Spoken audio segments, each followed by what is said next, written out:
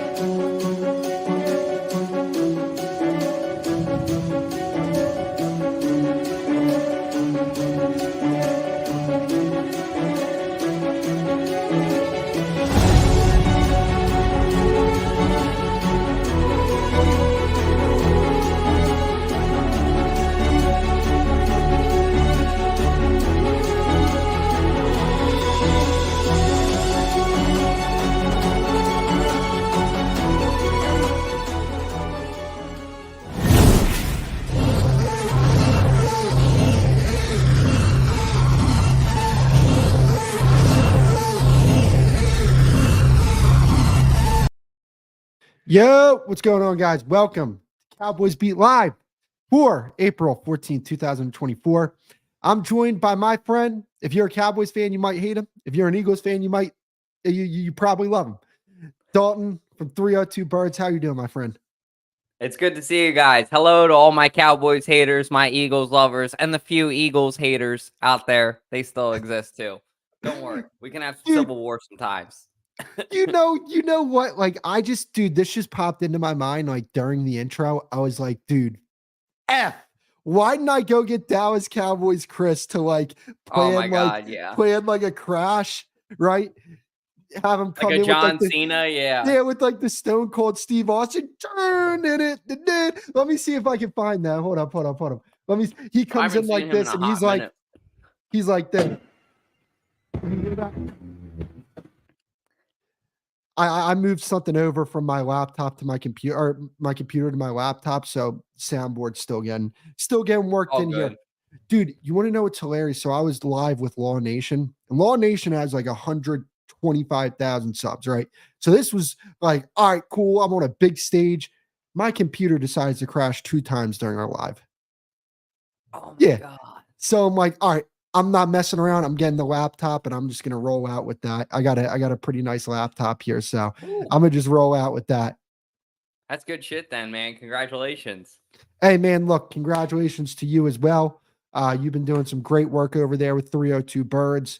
Very happy for your growth, and I expect that you're going to continue to grow here. Yeah, thank you. So if you guys aren't doing anything on Wednesday night, come get a drink at Klondike Kate's if you're in the Delaware area or around there. If you want to spread some love and donate to the Eagles Autism Challenge, or if you're a Cowboys fan and you want to just show up and, spread money for a great cause and give me some shit, that always works too. But yeah, we'll be on the second floor of Klondike Kate's from 6 to 10. And thank you, man. I appreciate that. We've been grinding over here, just trying to be a go-to source for the Eagles and Phillies. Our go-to Cowboys fans are you and Cowboys Chris. I love just talking shit with you guys, going back and forth. That's part of the fun. That's part of the rivalry. I mean, this year too, for the NFC East, just in the background, dude, I even had it up of some of the odds, and I'm like, I don't think we've still had a repeat champion yet, or did that happen this year? It's been a while. No, because you guys won in 22 and we won in 23. Bro, it's just cursed at this point. It's just cursed at this point. It took the biggest collapse in NFL history. And I'm not even talking shit here. It was horrible. Horrible. No, you're right, dude. Biggest collapse in NFL history. Everybody was like, the division's done. The Eagles got it. We're good. I Super Conceded Bowl. the division. They were the Super Bowl favorite. I remember the graphic at 10-1, and I was like, okay, I could see this. I conceded the division at that point. I conceded, and I'm always like, all right, yeah, hey, we'll be all right. Philly will mess up somehow. I conceded the division. I'm like, bro, they're the back-to-back champions. I hate it here. And then that collapse was just, I mean, it's just a cherry on top as to like, yo, it really doesn't happen that teams repeat. So, you know, it's going to be interesting this upcoming season. You know, we'll get into the NFC East here, and automatically, right off the bat, talking about the Cowboys because they were first in the division. We have to give them their respect at least for that. At least for that. I want to start off on the Cowboys offseason. So I'll start off here, and then when we get to the Eagles part, I'll let you rock out with that. So to me, it's been a frustrating offseason for the Cowboys, mainly because it's not because they didn't go out there and spend a bunch of money and bring in big names to their team. It's not because they didn't go out there and get a bunch of free agents. It's not even that they lost some of the guys that they lost. Tyron Smith was a guy who, he was only going to be available for a certain amount of games to begin with. Tyler Biotic was an average center. You can upgrade there. Tony Pollard, you can upgrade at the running back position. They lost some depth pieces. So to me, like, I don't think any of the losses they had were really like detrimental to their football team. My biggest problem is this: the fact that they have yet to commit to guys like Dak Prescott and CeeDee Lamb. Because with Micah Parsons, here's the thing. He was eligible to get his contract extension like 3 weeks ago. Like, there has to be a negotiation period. I think the Cowboys want to get a deal done. I think Micah wants to get a deal done. There's just got to be negotiation. Two sides. Dallas has his 5th-year option, and he still has 1 more year on his rookie contract. So I understand why they're not necessarily urgent to get that deal done. But when it comes to Dak Prescott, look, I get the playoff games, but here's the thing as well. I do think that this whole notion that Dak Prescott the choker is a little bit overboard, just because, like, when you look at the Green Bay game, and we'll talk. I don't want to get off on too much of a tangent here. The defense sucked, and Dak wasn't good either, but I mean, we'll talk about that. But, my problem with the Cowboys this offseason is you have guys who are all pro players. You don't get those and move on from those guys and get a better replacement. So because of that, I want to see you commit to your guys long-term. And the fact that you haven't done that, to me, is the most frustrating part of the offseason. And yeah, like the lack of moves, that's something that adds on to it. And some of the pieces that they lost, that as well. But to me, I give the Cowboys a D right now for their offseason. We'll have to wait and see what happens come draft time. But I don't know how you can say you're serious about winning if you're not going out there and committing to certain guys that you feel like are going to be key pieces in you winning. And at the very least, going and finding at least replacements for the guys that you lost. So that way, get some guys back from injury that were big pieces for the team. Everything will be all right. No, it makes sense what you're saying. I mean, as a Cowboys fan, I understand your frustration. I mean, you feel like you're not necessarily getting any closer to where you want to be to get a championship. And the players that are there, that are already there to help you, you're not extending them. So I understand it. Like Dak Prescott, I think that he gets casted a lot of unfair hate. And I say this to all my Cowboys fans. I don't think it's going to get any better until Jerry Jones gets out of there. So I'm sure that he's behind the scenes with something, saying something, doing something. I honestly have seen a couple stories, and I don't know the truth to this, but I've seen it in the back of my head about the Cowboys drafting a QB. And it's just like, what would you do that for? Like, why don't you surround Dak Prescott with weapons? Why don't you give CeeDee Lamb somebody else to put beside him? Why don't you get a new tight end? You know what I mean? Why don't you go out and just get like depth for your offense? Get Dak Prescott more things to play with, offensive linemen. And we just haven't seen that from Dallas. So I don't know, man. Hopefully it gets better for you guys. But I understand the frustration. I think the nice thing about Dak Prescott, though, is he's a guy that can do more with less. You know what I mean? He's Yeah. a guy that can figure it out, unlike a lot of these younger QBs today. Yeah, no doubt about it. And I'm gonna try and get a video up here. I think it was Adam Schefter that came up with that report. It was just completely irresponsible of him to even bring it up. But no, you're right. Like, look, am I sitting here and telling you that Dak Prescott is in the tier of guys like Josh Allen and Patrick Mahomes, guys who I just look at and I just say, special players? No, like he's not that level of quarterback, but you don't need to be that level of quarterback to one, win a Super Bowl, and two, play high level football. I mean, like, look, there's a reason why Dak Prescott was getting MVP votes this year, because of how well he played. When you talk about his ability to do more with less, I think a lot of that does come over time. Like, I do think that people heavily criticize the quarterback position. Way too honest with you. Like, I know Jalen's going through it, but I'm not really worried about I'm not saying like I'm not worried about going up against him, but I'm not worried about us as a quarterback. And we'll dip into some Eagles talk before we go, full-fledged into it. But, like I'm not worried about his progress because quarterbacks progress differently than other positions, right? There's so much that goes into the quarterback position that like, all right, you'll see something this one year and you're like, this guy has broken out. He's here to stay. He's this, that, and he's the third. And then teams adjust and then the quarterback has to adjust. And, there's a lot of things that go into it, right? Dak Prescott is beyond that. Comes and goes. That's a big thing too. It's a Coordinators big come and thing. go. It's a big thing, no doubt about it. And, a thing that I worry about if you move on from the quarterback is like, now we have to go through this progression again. And now you have to spend draft capital to go try and find a guy where it's like, you already have a guy here that's really damn good. And it's like, oh, we want to go get a Mahomes or Josh Allen. Every team in the league wants to get one of those guys. There's two of them in the league. Like they're special players for a reason. Like every team wants to get a guy like that. But when you have a guy like a Dak, like a Jalen Hurts, it's on the front office and the ownership group.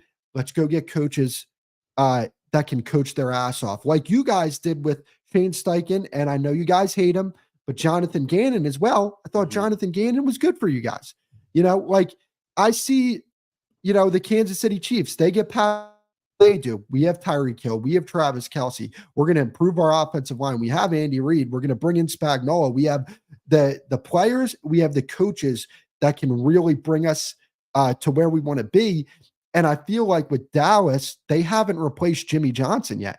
They just haven't. Like it's been so long since they've had a guy. Like, let's just be honest here. We know it's different with the Cowboys. It's just flat out different. Like you can't fly under the radar. You need a coach that, like Jim Harbaugh, for example, I thought would have been a great hire for the Cowboys if they wanted to move on from Mike McCarthy. So much of Jimmy Johnson's traits are in Jim Harbaugh, right?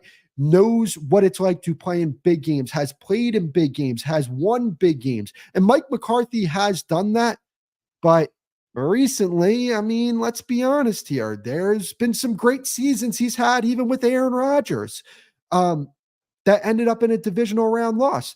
And one last thing, I need to send you this video because you are going to crack the hell up. There was this Cowboys fan, his name's Shango, and he says, do we need to move on from Dak? Duh, if we want to win a Super Bowl. We need prime Aaron Rodgers. And it was building up, right? He was all calm, he was all mellow, and he was like, do we need to move on from Dak? Duh. Here's and I just lost my cool.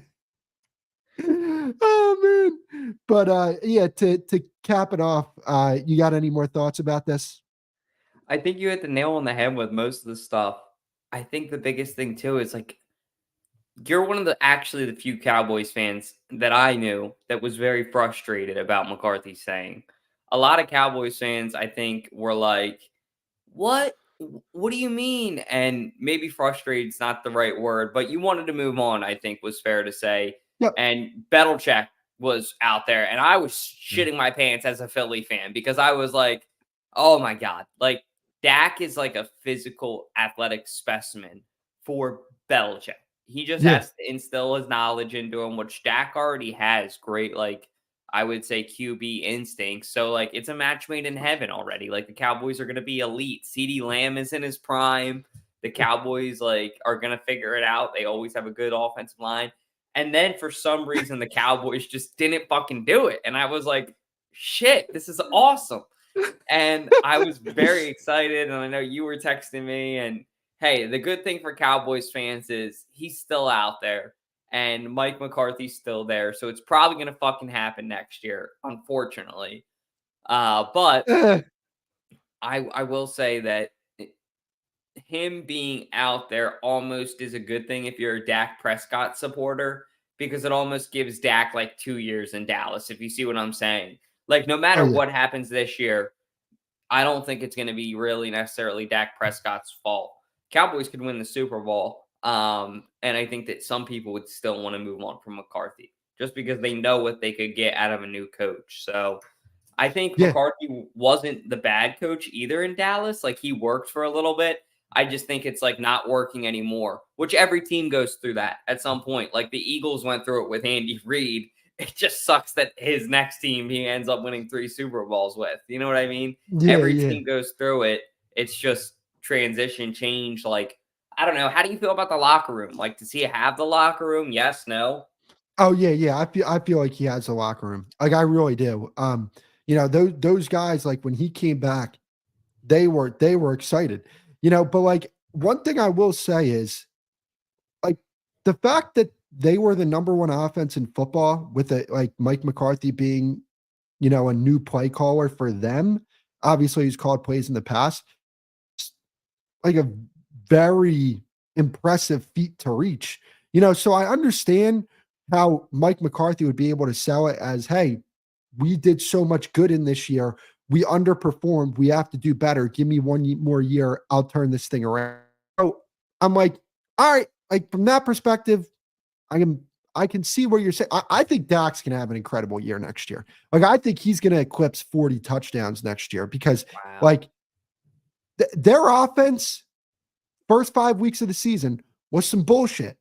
Like it was trash, terrible. And then Mike McCarthy was like, okay, I need to change some things up if I want to keep my job. And credit to him, he trusted Dak, and he was just like, look, here you go. Like we'll do more, and we'll talk about him in a little bit. We'll do more of the stuff that we did with Kellen Moore with the vertical downfield passing attack. So, it's going to be interesting to see there.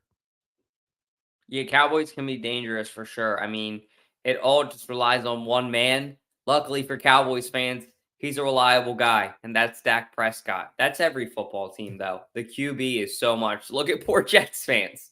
Fourth play of the year last year, and their season shot. You know what I mean? That defense for the Jets is fucking legit, man. Like fucking That was an legit. upgrade for them getting Hassan Reddick. The Eagles Oh lost man. that this year in swap wise. They got more of the long term, which is, I guess, what their ideology was. I didn't necessarily agree with that move, but it is what it is. Yeah, so let's talk about you guys. Obviously you brought in some guys, some good players with Barkley, Huff, and Chauncey Gardner Johnson. Evan White's a guy that has some potential. But you lost Cox, Kelsey. I'm missing some guys. Reddick, and there's Yep, one more, Reddick's gone. DeAndre Swift. But I mean, you replaced him, so Yep. it's not necessarily a We loss. upgraded, so I'll take an upgrade there. You downgrade with Huff right now, like I just said. That's an inevitable downgrade. No matter how not good or bad of a season Reddick had last year, he's still one of the best pass rushers, inevitably, I think, in the NFL. I think he's top 5, hands down, top 3 when he's playing at the best of his game. I don't think he's like the best, but he's a great pass rusher. He's So he's like he's like tier 2. Like I would say that if we're talking about tier 1, I go with like just pure pass rushing, just pure pass rushing. In no particular order. I'd go Micah, Miles Garrett, and TJ Watt are like in that Yep. upper echelon of like pure pass rushing. And then I'd the probably next even guys, throw your boy in there, Max Crosby. Max He's been Crosby, man, consistent. he's Yep. good, man. But Yeah. he rushes the passer as well as Hassan Reddick does. Crosby just plays the run a lot better. Like he's like DeMarcus Lawrence against the run, but he rushes the passer like Reddick. Reddick definitely though, like in that tier with Max Crosby and Brian Burns, like definitely tremendous player. And even this year, like he was really effing good when he got healthy. And I said this when he was on the Eagles. I said this dude is a legit pass rusher. It sucks to see him go because his story too, him being from Camden, New Jersey, right across the Ben Franklin Bridge, him being a Philadelphia guy, everybody loved his story. And he delivered too. It wasn't like one of those guys that has a cool story and ends up just like he delivered. So Philadelphia loved him. We were respecting him. It is what it is. I didn't know much about Bryce Huff. I've been learning a little bit more about him. I don't think he's a bad player. I just think it's definitely a downgrade. Hopefully, I'm wrong on that. It's the long-term pick, though. CJGJ, I was not crazy about it first. I was like, Christ, don't bring back this guy. Christ, don't bring back this guy. Then they bring him back. I don't like the fact that he's necessarily injury prone. I will say this, though. When he's on the field, he finds a way to get to the ball somehow, some way. It's going to be hard to replicate what he did in Philadelphia that Super Bowl season. I just told everybody that on my podcast a couple weeks ago. I said, you're not going to see the CJGJ that you saw the year that we went to the Super Bowl and played Mahomes. It's just not going to happen. It's so difficult to have a season like that again. But I think he'll be better than what we had last year. And then, you look at some of these other names, like you said, Devin White. I love that. Uzma. I love both those guys for depth. Uzma, I like that pickup for you guys. That That'll was a help you good guys. backup. That'll help you And then guys with your Hennessy, 12 dude. personnel. Hennessy, man. Don't even get me started on him. Don't even get me started on the Kelly Green Hennessy jersey in Philadelphia. I told everybody, I said, that's going to be everywhere at the tailgate. But last but not least, I think he's got to wear Eagles 69. to do is, yeah, that's what I said. Oh, I said he can't. Landon Dickerson. No, you've had it for 2 years. Move over. It'll be like McCoy wearing 29 and then switching to 25. You get a couple years with it and then switch it up. So I don't know. I would just love to see. I'm with you, dude. 69 Hennessy jersey would be hilarious in Philadelphia. But what I do like about this year with Howie is it seems like he's making a lot of depth pickups. Guys that are, I would say, middle of the pack. He made a couple splash moves. Saquon Barkley's definitely one of them. CJGJ is one of them. But the rest of these guys are guys that I would say he got for pretty good value or he got like a pretty good trade in return. The only thing I don't agree with that Howie did all offseason was getting rid of Reddick. I would have loved if he could have kept them all. And at some point, I think you could have for next year. It's just something I think is in the pipeline. I don't know what, but if he doesn't do something big draft night, I'm actually going to be upset because Reddick's gone. So I'm expecting something. You are a realistic Eagles fan, man. I enjoy that, man. I really do. Because, Thank man, you. I can't tell you how many times I run into Eagles fans and they're like, oh, Cowboys fans are delusional. But then they're like, Devontae Smith's better than CeeDee Lamb. I'm like, dude, no. And I love Devontae Smith. I love Devontae Smith. He's a great player. Yeah, he's not better than CeeDee Lamb, though. I CeeDee think Devontae Lamb. Smith would tell you that to your face. You know what I mean? Like, and here's the thing, like, to me, because of the way CD ended the season, right now I got him at 3 on my wide receiver list. But then right behind him is AJ Brown. And it was kind of like, CD had like the second half of the season that AJ Brown had in the first half. And like a question that I want to ask to you, and I think that this is going to be very interesting to see how this works out, because I'm not sure that you have to get rid of AJ Brown if you get rid of or if you sign Devontae Smith. Because here's the thing, with the way the salary cap is going and the way the league is going, where it seems like the salary cap gets increased it gets increased every single year. Like I would have never have thought that a team would carry a quarterback that has a $60 million cap hit. And the Cowboys did it this year. There's a lot of things that with the new salary cap and the increases to the salary cap that we're not seeing.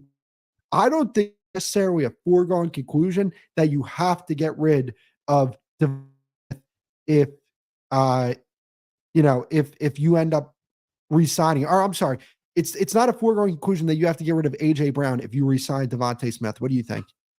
No, I'm with you, dude. I think you're right. And it's almost like a stock market now, if you see what I'm saying. Like, it's like, okay, we'll sign this guy right now, but in 5 years, with the way that the market's going, like, cool, we can sign this guy too. Like, we'll figure it out then. We'll cross that bridge when we get there. It's that mentality. And you're 100% right. I was the guy a year ago that was saying, no way in hell, no way, Jose, you're not going to keep AJ Brown and Smitty even 3 or 4 months ago. I was probably still saying it. The way that it's trending, the way that it's looking now, I think Devontae Smith is going to get a contract. And here's the thing. If I could pick between the two players to give a contract to, it's Smitty all day. And at first, Mm, everybody's like, oh, you're crazy, this, that. It's age. It's a business.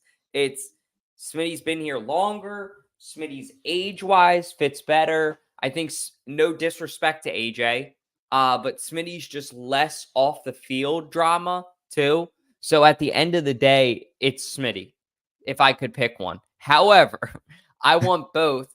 So I think that Howie will figure it out. And now that Reddick's gone, like you wouldn't have been able to keep all those players. Like that's for damn sure.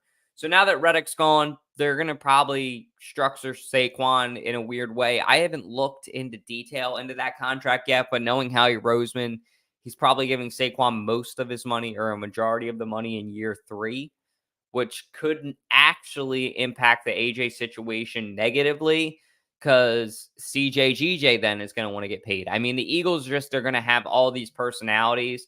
They're not going to be able to keep them. I think that AJ Brown and Devontae Smith, though, have to be top priority, but top priority above everything is the Eagles need to win this year. Like, if they don't win this year, I'm back in rebuild mode, truthfully, mm. because you got an older offensive line. Some of your veterans on the team are older. You're not going to be able to pay everybody. And then, like I said earlier in the show, you got freaking Belichick coming to Dallas the following year. So that's going to suck. So win this year, Philly. You heard it here. um, yeah, no, I mean, look, if I'm keeping one out of the two guys, I'm keeping AJ Brown. I don't love Makes sense. AJ Brown's antics. I don't, but boy, that brother can ball. He is that guy. He is Yeah. incredible. You talk about a guy like, does he have the most experience or out like a Devontae Smith? No, but I think that AJ Brown is such a perfect fit with Jalen Hurts. Jalen reminds me a lot of Russell Wilson.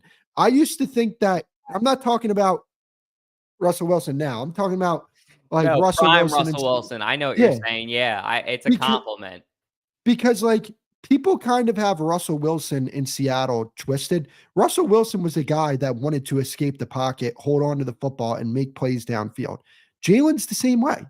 And if that's the style of quarterback he wants to play, I think that keeping AJ Brown would be the best move because he complements the skill set that Jalen Hurts has.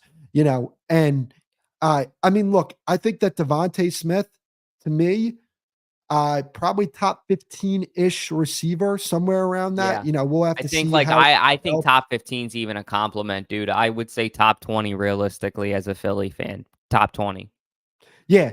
Oh, yeah, definitely. Which is why, like, I'm not necessarily concerned for you guys when it comes to uh, uh paying Devontae Smith more than AJ Brown, because I mean, I think he's going to command that contract. I just don't, because I don't think that he's the type of player that AJ Brown is. AJ Brown is in that Jamar Chase, CeeDee Lamb, Jefferson Hill conversation. Like Devontae Smith to me is in like the T Higgins, which isn't a bad thing at all. T Higgins is an awesome receiver.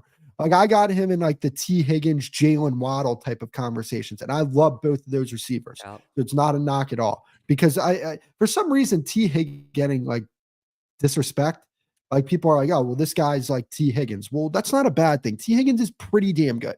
He's reliable as hell. I actually wanted the Eagles to pick him up this year when I think he wanted out of Cincinnati, was Yeah, it? yeah.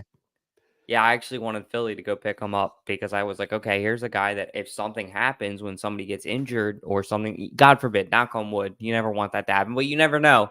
You Yeah. never really know, especially in today's league. And wide receiver's not like QB. You got 3 of those dudes. So that's Yeah. 3 times the chance for more injury. So it's not like a QB where you have one guy out there. So One last thing before you get going here, because I know mhm. you got to get out by 8:30.